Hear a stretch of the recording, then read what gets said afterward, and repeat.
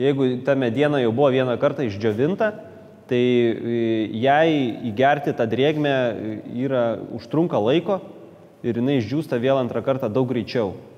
Tai ta prasme, jeigu jūs ją įmetat į balą, tai čia nėra tas pats, kas nupjautas rąstas, nes ta drėgmė jinai geria tada iš lauko į vidų.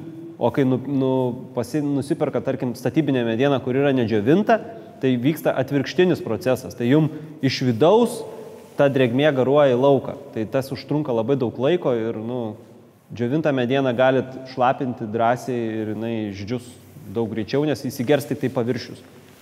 O viduje jinai yra sausa.